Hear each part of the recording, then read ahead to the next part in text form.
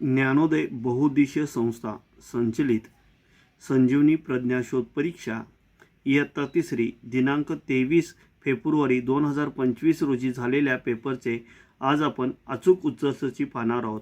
असेच वेगवेगळे व्हिडिओ पाहण्यासाठी आमच्या चॅनलला लाईक करा, शेअर करा आणि सबस्क्राईब करा। विषय मराठी।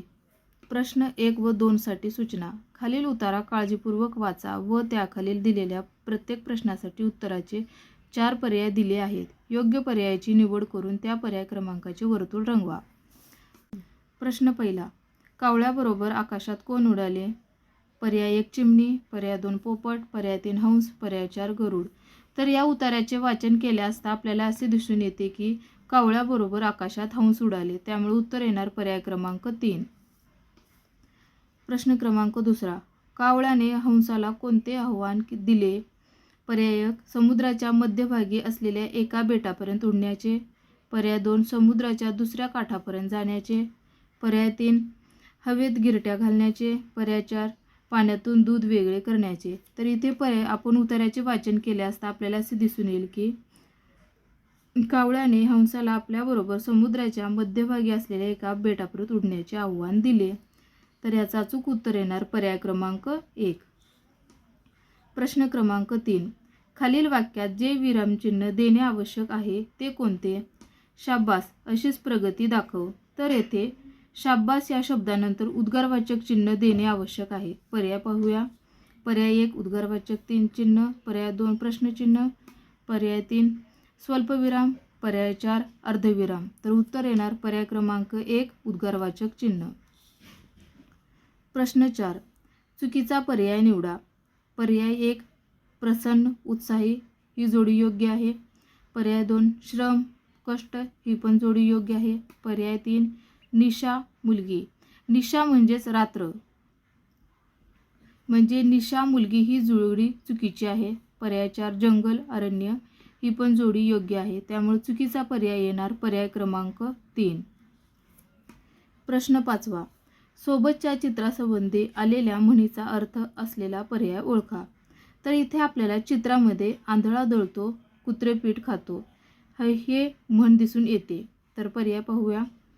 पर्याय 1 एकमेकाचे साक्षीदार असणे, पर्याय 2 एखाद्याच्या कष्टाचा दुसऱ्याने फायदा घेणे, पर्याय 3 मूर्खाच्या वागण्याचा इतरांना त्रास होणारच, पर्याय 4 एखाद्या व्यक्तीचे खरे स्वरूप न समजणे। आंधळा दळतो कुत्रा पीठ खातो या म्हणीचा अर्थ होतो एखाद्याच्या कष्टाचा दुसऱ्याने फायदा घेणे, त्यामुळे अचूक उत्तर येणार पर्याय क्रमांक 2। प्रश्न क्रमांक 6, आकृतीत लपलेल्या वाक्यप्रचाराचा अर्थ पर्यायातून निवडा। पर्याय 1 गहिवरून येणे, पर्याय 2 संपूर्ण बदल होणे, पर्याय 3 पराभव होणे, पर्याय 4 विश्वासघात करणे। तर आपल्याला या आकृतीमध्ये कोणता वाक्यप्रचार लपलेला आहे तो शोधावा लागेल। तर या आकृतीमध्ये काया पालट करणे हा वाक्यप्रचार लपलेला आहे व याचा अर्थ होतो संपूर्ण बदल होणे, त्यामुळे याचं अचूक उत्तर येणार पर्याय क्रमांक 2। प्रश्न क्रमांक 7, सोय समता सुखी सुंदर सरळ हे शब्द वर्णानुक्रमे लावल्यास मध्यभागी येणाऱ्या शब्दाचा विरुद्धार्थी शब्द पर्यायातून निवडा। तर हे शब्द आपल्याला अगोदर वर्णानुक्रमे लावावे लागतील। तर याचा वर्णानुक्रम येणार समता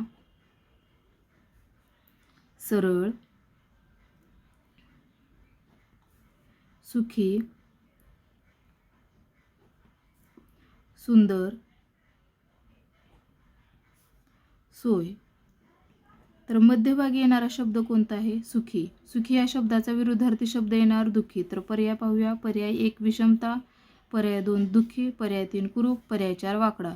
तर याचा अचूक उत्तर येणार पर्याय क्रमांक 2 दुःखी। प्रश्न क्रमांक 8, खालीलपैकी शिंगरू कोणाचे?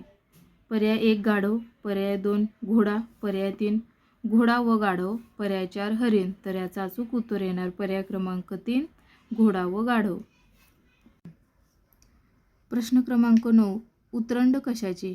पर्याय 1 धान्याच्या पोत्याची, पर्याय 2 मडक्याची, पर्याय क्रमांक 3 नाण्याची, पर्याय 4 लाकडाची। तर उतरंड ही मडक्याची असते, त्यामुळे उत्तर येणार पर्याय क्रमांक 2 मडक्याची। प्रश्न क्रमांक 10, दिलेल्या एका शब्दाशी जुळणारा शब्दसमूह पर्यायातून निवडा. टांगसाळ. पर्याय 1 नोटा छापण्याचा कारखाना. पर्याय 2 नोटा ठेवण्याचे ठिकाण. पर्याय 3 नाणी पाडण्याचा कारखाना. पर्याय 4 नाणी साठवण्याचे ठिकाण. तर टांगसाळ म्हणजे नाणी पाडण्याचा कारखाना, त्यामुळे उत्तर येणार पर्याय क्रमांक 3. प्रश्न क्रमांक 11. खाली दिलेल्या चौकटीत कोणत्या पर्यायातील अक्षरे भरल्यास तिन्ही शब्द अर्थपूर्ण होतील? तर आता इथे आपण पर्यायातील अक्षरे पडताळून पाहूया. पर्याय क्रमांक 1 मध्ये क, द, र. तर ही अक्षरे ठेवून बघूया. स, क, स हा अर्थपूर्ण शब्द होतो. स, द, स हा अर्थपूर्ण शब्द होत नाही, त्यामुळे हा पर्याय येणार नाही. पर्याय क्रमांक 2 बघूया. स, क, स हा अर्थपूर्ण शब्द होतो. सर्कस हा पण अर्थपूर्ण शब्द होतो, परंतु समस समस हा अर्थपूर्ण शब्द होत नाही, त्यामुळे हा पण पर्याय येणार नाही. पर्याय क्रमांक 3 पाहूया. सवस सवस हा अर्थपूर्ण शब्द नाही, त्यामुळे हा पण पर्याय येणार नाही. पर्याय क्रमांक 4 पाहूया. सकस सकस हा अर्थपूर्ण शब्द आहे. दुसरा सर्कस सर्कस हा पण अर्थपूर्ण शब्द होतो. तिसरा सरस हा पण अर्थपूर्ण शब्द होतो, त्यामुळे याचं अचूक उत्तर येणार पर्याय क्रमांक 4. प्रश्न क्रमांक 12. खालीलपैकी वेगळे क्रियापद ओळखा. पर्याय 1 जाईल. पर्याय 2 येईल. पर्याय 3 आला. पर्याय 4 बोलेल. तर यातील आपण पर्याय पाहिले असता जाईल, येईल, बोलेल हे भविष्यकाळी क्रियापद आहेत, तर आला हे भूतकाळी क्रियापद आहे, त्यामुळे उत्तर येणार पर्याय क्रमांक 3. प्रश्न 13. खालील वाक्यातील अधोरेखित शब्दाची जात ओळखा. आपण बाजारातून भाजी आणूया.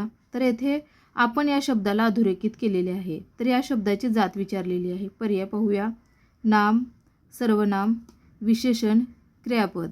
आपण हे सर्वनाम आहे, त्यामुळे याचं अचूक उत्तर येणार पर्याय क्रमांक 2. प्रश्न 14. चुकीची जोडी ओळखा. पर्याय 1 राजा राणी ही योग्य जोडी आहे. पर्याय 2 आई वडील ही पण योग्य जोडी आहे. पर्याय 3 कवी कवयित्री ही पण जोडी योग्य आहे. पर्याय 4 लेखक लेखनिक ही जोडी चुकीची आहे. लेखक लेखिका लेखिका ही जोडी योग्य आहे, त्यामुळे याचं अचूक उत्तर येणार पर्याय क्रमांक 4. प्रश्न 15. जगाला प्रेम अर्पावे हे गीत कोणी लिहिले? पर्याय 1 साने गुरुजी. पर्याय 2 महात्मा गांधी. पर्याय 3 रवींद्रनाथ टागोर. पर्याय 4 आचार्य विनोबा भावे. तर याचं अचूक उत्तर येणार पर्याय क्रमांक 1 साने गुरुजी.